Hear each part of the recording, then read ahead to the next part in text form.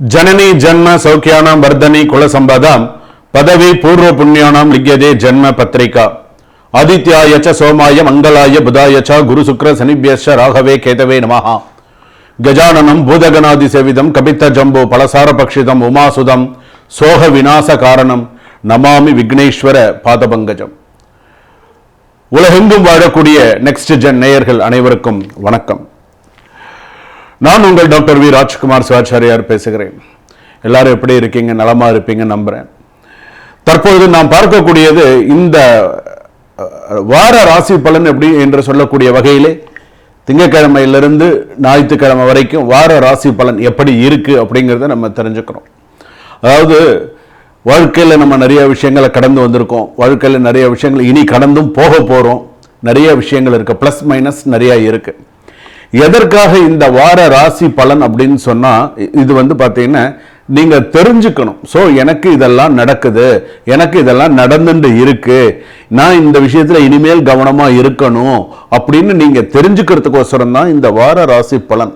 நீ இப்படி இருக்கணும், இதெல்லாம் உனக்கு மைனஸ், இதெல்லாம் உனக்கு ப்ளஸ், நீ இப்பெல்லாம் இதை செய், இதெல்லாம் இதை நீ செய்யாத, கொஞ்சம் கவனமாக இரு அப்படிங்கிறதுக்கோசரம் தான் சொல்கிறது. 27 நட்சத்திரம், 12 ராசி, 9 கிரகம், இது நம்மளுடைய ஆளுமை. நம்ம ஒரு மனிதனாக பிறந்தவனுக்கு அதுக்காக தான் இந்த வார்த்தையை நம்ம சொல்றது. ஜனனி ஜன்ம சௌக்கியானம் வர்தனி குல சம்பதாம் பதவி பூர்வ புண்ணியானாம். நீ பூர்வ புண்ணியம் பண்ணியிருக்கணும். நல்லதா இருந்தாலும் சரி, எந்த ஒரு விஷயமா இருந்தாலும் உன்னுடைய கர்மா பலன், உன்னுடைய ஜாதக பலன் இதெல்லாம் உனக்கு நன்னா இருந்து யோகமா இருந்தது அப்படின்னு சொன்னா அடுத்து ஒரு விஷயமா நீ சக்சஸ் பண்ணிட்டு வருவே. அதுக்கு பேர் தான் காலச்சக்கரம்னு பேர். காலச்சக்கர தசை அப்படிங்கிறது அதனால தான். ஒரு நேரம் காலச்சக்கரம் அது சொல்கிறோம் இல்லையா, ஒரு நேரம் மேலே இருக்கிறோம், ஒன்று கீழே வருவான், கீழே இருக்கிறவன் மேலே போவான், காலச்சக்கர திசை அப்படின்னு பேர். அப்போது அதனால தான் சொல்கிறது, நாம் செய்யாததை நாள் செய்யும், நாள் செய்யாததை கோள் செய்யும் சொல்லுவாங்க. கோள்னு கிரகம். ஸோ அப்போ இந்த 9 கிரகமும் இப்போ இந்த வார ராசி பலனுக்கு நமக்கு என்ன சொல்றது, நம்ம ராசிக்கு என்ன சொல்றது? இப்போ முதல் விஷயம் எடுத்தோம்னா அஸ்வினி நட்சத்திரம், பரணி நட்சத்திரம், கிருத்திகை நட்சத்திரம் 1ஆம் பாதம் வரையில மேஷ ராசிக்கு எப்படி இருக்கு அப்படிங்கிறத நம்ம தெரிஞ்சுக்க போறோம். ஸோ முழுமையா வீடியோவை கடைசி வரைக்கும் ஸ்கிப் பண்ணாம பாருங்க. அப்பதான் இடையில நான் ஏதாவது ஸ்லோகம் சொல்லியிருக்கேனா, ஸோ ஏதாவது அந்த ராசியை பற்றின விஷயங்கள் ஏதாவது சொல்லியிருக்கேனா அப்படிங்கிறது உங்களுக்கு முழுமையாக நீங்க தெரிந்து கொள்ள முடியும். உங்களை பற்றி தெரிஞ்சுக்கிறதுக்கு நீங்க கொஞ்ச நேரம், உங்களுக்காக சிறிது நேரம் நீங்கள் ஒதுக்க வேண்டும். சில ராசிக்காரர்கள் தனக்கான வாழ்க்கையை வாழ்ந்திருக்க மாட்டாங்க. அதனால தான் இதை முக்கியமான ஹைலைட் பண்ணி சொல்றேன்.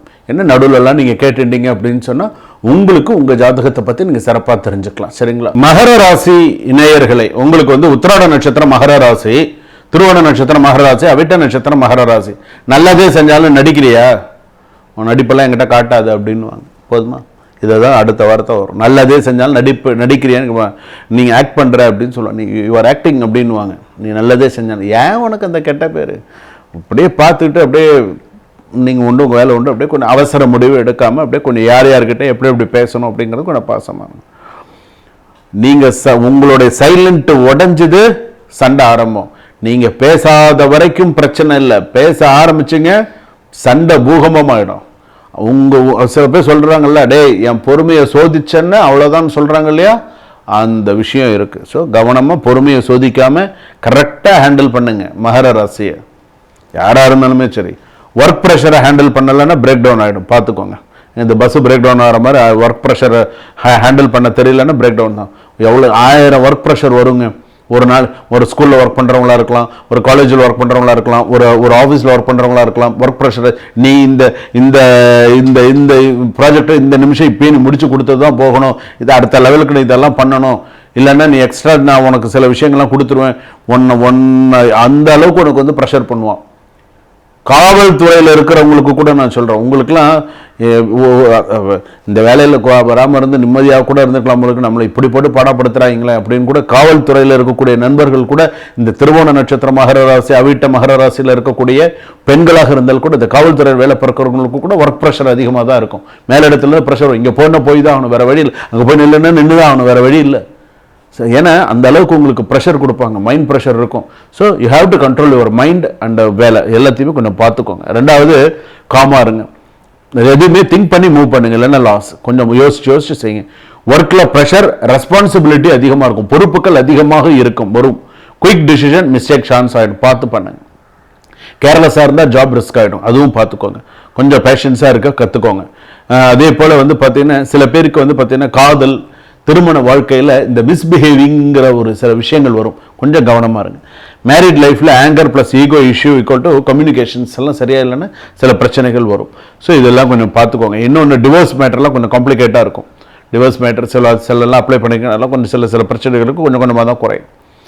பண விஷயத்தில் கவனமாக இருங்க, பணம் கொடுத்தா வராது, ரொம்ப கவனமாக இருங்க. ரெண்டாவது, உங்கள் முன்னாடி பேசுகிறத விட பின்னாடி பேசுபவர்கள் அதிகமாக இருப்பார்கள். என்னதான் இருந்தாலும் உங்களுக்கு கமிட்மெண்ட்ஸ் அதிகமாக இருக்குது, ஃபேமிலி கமிட்மெண்ட்ஸ் நிறையா இருக்குது. பண விஷயங்களில் கவனமாக இருங்க. நீங்கள் உங்களுக்கெல்லாம் திருவோண நட்சத்திரம்லாம் நிறைய தெய்வ பக்தி ஆன்மீக பயணம் போவீங்க. இந்த வாரத்தில் இது ஆன்மீக பயணம், நான் அதுக்கெல்லாம் பிளான் பண்ணுறதுக்கான வாய்ப்புகள்லாம் உண்டு. ஆன்மீக பயணம் போகிறது, ஆன்மீகமாக சில விஷயங்கள்லாம் பண்ணுறது எல்லாம் இருக்குது. கூட இருக்கிறவங்க எல்லாரும் நல்லா இருக்கணும்னு நினைப்பீங்க, கூட பிறந்த பிறப்புகள் எல்லாரும் நல்லா இருக்கணும் அப்படின்னு நினைக்கக்கூடிய ஒரு விஷயம். அங்கேயும் ஈகோ கிளாஷ் ஆகும், இருந்தாலும் அதெல்லாம் அப்பப்போ அதெல்லாம் சரியாயிடும்னு வச்சுக்கோங்க. சில விஷயத்தை சீரியஸாக எடுத்துக்க மாட்டீங்க, சில விஷயங்கள் கொஞ்சம் அப்படியே மைண்டில் போகும். ஆனால் ஓரளவுக்கு எல்லாமே சக்ஸஸ்ஃபுல்லாக கொண்டு போகிறதுக்கான வாய்ப்புகள் இருக்குது. பண விஷயத்துலலாம் கொஞ்சம் கவனமாக இருங்க, இன்வெஸ்ட்மெண்ட் விஷயத்துலலாம் கவனமாக இருங்க, கோவத்தை கண்ட்ரோல் பண்ணிக்கோங்க. ஃபேமிலியில் கொஞ்சம் கவனத்தை செலுத்துங்க, ஃபேமிலியிலையும் கொஞ்சம் கவனத்தை செலுத்துங்க. பிறகு எதுவாக இருந்தாலும் பார்த்துக்கலாம் இந்த வாரத்தில். சார் சுபம் வாழ்க வளமுடன்.